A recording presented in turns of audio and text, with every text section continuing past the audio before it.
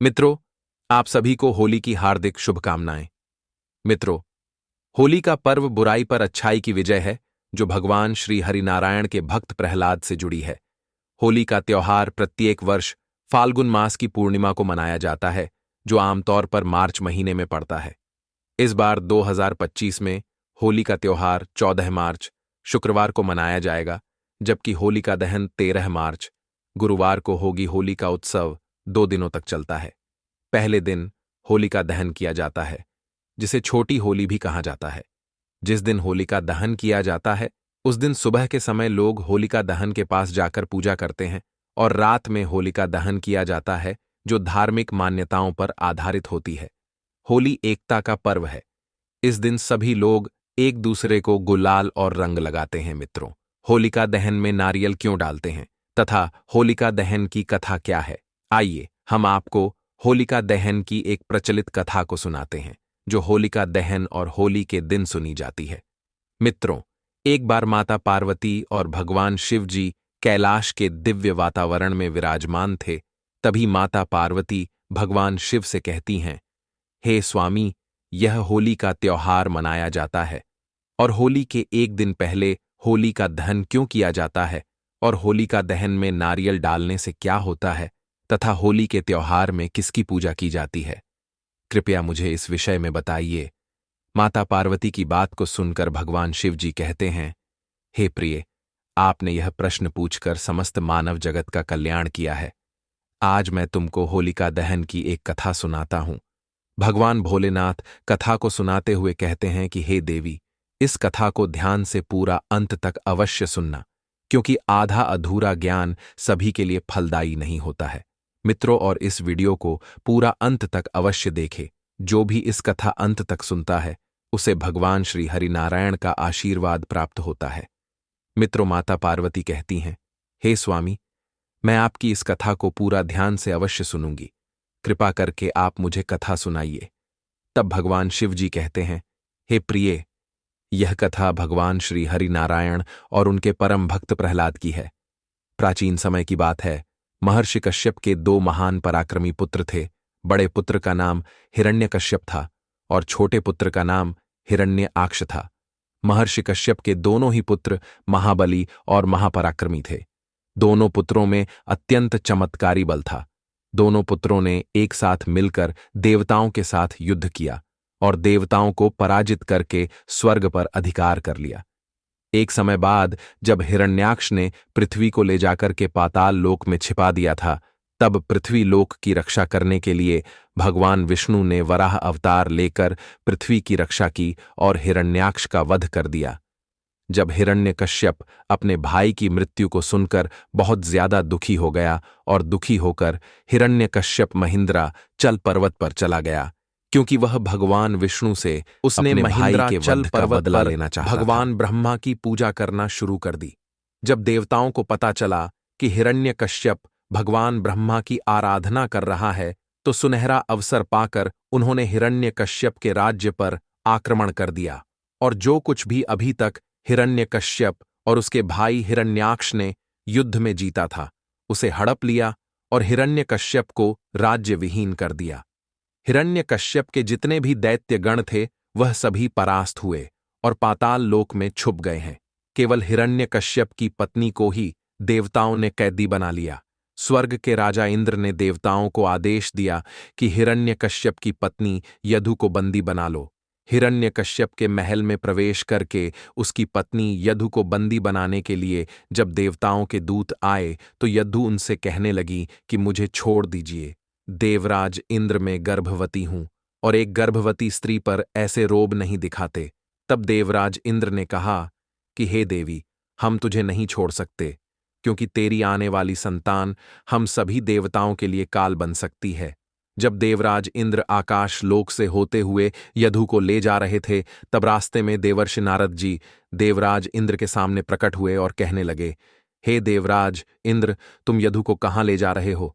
तब इंद्रदेव ने जवाब दिया, हे देवर्षि नारद जी, इस औरत के गर्भ में हिरण्यकश्यप का अंश है। अगर वह जीवित रहा तो एक दैत्य और जन्म लेगा, और ऐसा मैं नहीं होने देना चाहता।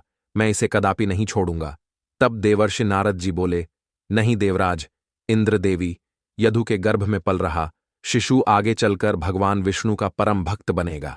इसे मारना तुम्हारी शक्ति के बाहर है, अतः इसे छोड़ दो।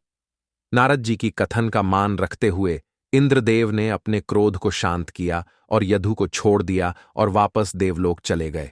नारद जी यदु को अपने आश्रम में ले आए और नारद जी यदु से बोले, हे देवी, तुम यहां आराम से रहो, यहां तुम्हें कोई परेशान नहीं करेगा जब तक तुम्हारा पति हिरण्यकश्यप अपनी तपस्या पूरी करके नहीं लौटता। तुम इसी आश्रम में रहोगी। तब यदु ने कहा, हे देवर्ष नारद जी, आपने मेरी और मेरी होने वाली संतान की रक्षा की है, आपका बहुत बहुत धन्यवाद। उसके बाद यदु आश्रम में शांतिपूर्वक रहने लगी और भगवान नारायण का जाप करने लगी, जिससे यदु के गर्भ में पल रहे शिशु पर भी गहरा प्रभाव पड़ा। उस आश्रम में जितने भी ऋषि रहते थे वह सभी भगवान विष्णु के नाम का जाप किया करते थे। वह आवाज यदु के होने वाले बच्चों के कानों में सदैव पड़ती रहती थी। धीरे धीरे समय बीतता गया और यदु ने एक पुत्र को जन्म दिया और जन्म देने के बाद उस आश्रम के गुरु ने उसका नाम प्रहलाद रखा। इधर हिरण्यकश्यप कई सालों से तपस्या में लीन था। अब हिरण्यकश्यप की भी कठोर तपस्या पूरी हो चुकी थी। उसकी तपस्या से प्रसन्न होकर वरदान में भगवान ब्रह्मा ने उसे किसी भी नर नारी जीव, आकाश पाताल अथवा जगत में कोई भी इंसान हिरण्यकश्यप को मार ना सके, ऐसा वरदान दिया। वरदान मिलने के बाद हिरण्यकश्यप को अपने ऊपर अहंकार हो गया और वह तीनों लोकों पर अत्याचार करने लगा। कुछ समय के बाद यदु भी प्रहलाद को लेकर राजमहल में गई। तब हिरण्यकश्यप ने प्रहलाद को एक आश्रम में डलवा दिया। भक्त प्रहलाद शिक्षा दीक्षा ग्रहण करने गए तो वहां भी वह श्री हरि का नाम ही जपते थे। जब यह बात हिरण्यकश्यप को पता चली तो वह क्रोधित हो गया और उसने प्रहलाद को मारने के उसने अनेकों प्रयास करे, परंतु उसके सभी प्रयास श्री हरि विष्णु की कृपा से असफल हो जाते थे। हिरण्यकश्यप ने काशीपुर में प्रहलाद के हाथ पैर बांधकर समुद्र में फेंक दिया था, लेकिन भगवान विष्णु की कृपा से प्रहलाद को कुछ नहीं हुआ। विषैले सांपों से डरवाया, लेकिन प्रहलाद को कुछ नहीं हुआ और पर्वत से भी गिराया, पर भगवान विष्णु के आशीर्वाद से प्रहलाद को कुछ भी नहीं हुआ। जब प्रहलाद को मारने के सभी प्रयास हिरण्य के विफल हो गए, तब एक दिन हिरण्यकश्यप ने प्रहलाद के भोजन में विष मिला दिया। विष ऐसा भयानक था कि यदि कोई भी एक बार गलती से भी उसे छू ले तो वह त्वचा जला दे, लेकिन उस विष को खाने के बाद भी प्रहलाद पर कोई असर नहीं हुआ। प्रहलाद को मारने के जब सब प्रकार के प्रयास विफल हो गए, तब एक दिन हिरण्यकश्यप इसी चिंता में डूबा हुआ था कि आखिर प्रहलाद को वह कैसे मारे। तभी उसकी बहन होलिका उसके पास आई और अपने भाई से बोली, भैया, मैं इतने महान बलशाली राजा को इस तरह चिंता में डूबा नहीं देख सकती। आपको आपकी सभी चिंताओं से मुक्ति दिलाने के लिए मैं आपके पास एक प्रस्ताव लेकर आई हूं। तब हिरण्यकश्यप ने कहा, बहन, मेरी तो सबसे बड़ी चिंता वह विष्णु भक्त प्रहलाद है। मुझे सिर्फ उसे मृत्युदंड देना है, उसके बाद मेरी सारी चिंताएं दूर हो जाएंगी। तब होलिका ने कहा, भैया, मेरे पास एक रास्ता है जिसके द्वारा आप प्रहलाद को मार सकते हो। हिरण्यकश्यप सोच में पड़ गया कि आखिर उसकी बहन कैसे विष्णु भक्त प्रहलाद को मार सकती है। उसने कहा, बहन, कैसे मैं प्रहलाद को मार सकता हूं, मुझे उपाय बताओ। तब वह होलिका बोली, भैया, आप तो जानते ही हो, मुझे भगवान ब्रह्मा से वरदान प्राप्त है कि अग्नि मेरा कुछ नहीं बिगाड़ सकती। यदि मैं प्रहलाद को अपनी गोद में बिठाकर अग्नि में बैठ जाऊं, मैं अपनी गोद से उसे पकड़कर रखूंगी, जिससे वह भाग भी नहीं पाएगा और प्रहलाद उस अग्नि में जलकर राख हो जाएगा और आपकी सारी चिंताएं भी समाप्त हो जाएंगी। हिरण्यकश्यप को अपनी बहन होलिका की बातें बहुत अच्छी लगीं और उसने तुरंत ही सैनिकों की सहायता से एक बड़ी जगह पर एक चिता जलाई और होलिका अपने भतीजे प्रहलाद को अपनी गोद में लेकर चिता के बीच में बैठ गई और हिरण्य कश्यप के आदेश के अनुसार उस चिता में आग लगा दी गई। आग लगते ही प्रहलाद हमेशा की तरह विष्णु का नाम जपने लगा। जैसे जैसे अग्नि की आज उस तक पहुंचने लगी, वैसे वैसे होलिका को उसकी तपन महसूस होने लगी। वह आश्चर्यचकित थी, क्योंकि इससे पहले अग्नि का उसने कभी अनुभव नहीं किया था, परंतु प्रहलाद निश्चिंत होकर बैठा था और विष्णु नाम का जाप कर रहा था।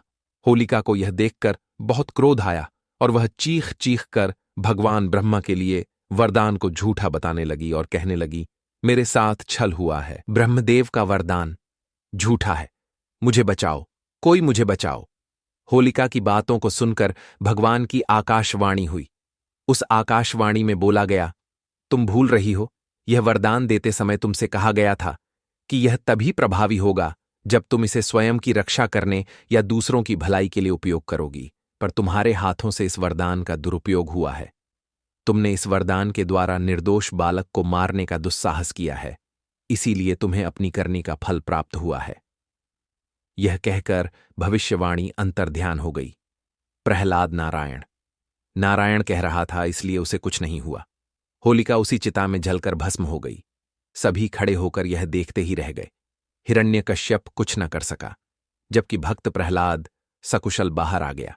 तभी से होली का त्योहार मनाया जाता है। भगवान शिव जी आगे कहते हैं, हे देवी चलो, अब मैं आपको होली की पूजा विधि बताता हूं। हिंदू परंपरा में होली का त्योहार बुराई पर अच्छाई की जीत का प्रतीक माना गया है। होली का महापर्व खुशियों और रंगों से भी जुड़ा होता है। होली की रात को दैवीय शक्तियों की रात मानी जाती है। इस दिन असुरी शक्तियों का नाश होता है और दैवीय शक्तियों का उद्गम होता है। इससे दरिद्रता का नाश करने का, जीवन में चल रही परेशानियों को मिटाने का, दुख तकलीफ सभी प्रकार के कष्टों से छुटकारा पाने का सबसे अच्छा दिन माना जाता है। शास्त्रों में, नक्षत्र विद्या में होली की रात को सिद्धि की रात कहा गया है। इस दिन नकारात्मक और सकारात्मक ऊर्जा दोनों ही बहुत सक्रिय रहती है। इसीलिए लोग सदियों से इस दिन सिद्धियां हासिल करने के उपाय करते आए हैं। होली की रात में जो साधना क्रिया की जाती है वह बहुत ही कारगर और फलदायी सिद्ध होती है। होली के दिन आप किसी भी देवता की साधना को सिद्ध कर सकते हैं। ऐसे प्रभावशाली उपाय जिनसे आप आने वाले नए हिंदू वर्ष में खुशियां ही खुशी पा सकते हैं।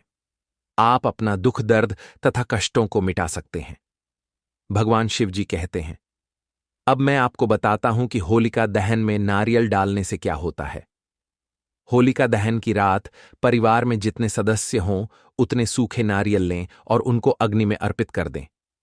ऐसा करने से नकारात्मक शक्तियां अग्नि में जलकर भस्म हो जाती हैं और घर के सदस्यों पर लगी बुरी नजर, रोग, दोष भी दूर हो जाता है। होलिका दहन में कुछ विशेष सामग्रियों को अर्पित करने की परंपरा है, जिससे नकारात्मक ऊर्जा, रोग, दोष और दुखों से मुक्ति मिलने की मान्यता है। इसे आध्यात्मिक शुद्धि और सकारात्मक ऊर्जा के लिए किया जाता है। होलिका दहन में नारियल अर्पित करने से बुरी शक्तियों का नाश होता है और परिवार में सुख शांति आती है। गोबर के उपले शुद्धिकरण के लिए प्रयोग होते हैं और नकारात्मक ऊर्जा को दूर करते हैं। होलिका दहन में काली मिर्च और लौंग दहन करने से बुरी नजर, नकारात्मक ऊर्जा और रोग दोष का नाश होता है। होलिका के चारों ओर 3 या 7 बार परिक्रमा करते हुए सूत लपेटा जाता है। यह रक्षा का प्रतीक है। होलिका दहन के समय ओम होलिकायै नमः मंत्र या होलिकायै नमोस्तु ते सर्वदुख विनाशिनी बोलना शुभ माना जाता है। मित्रों, ये वीडियो यहीं समाप्त होती है। वीडियो को लाइक और चैनल को सब्सक्राइब करें, जिससे आप सभी को ऐसी महत्वपूर्ण वीडियो मिलती रहे।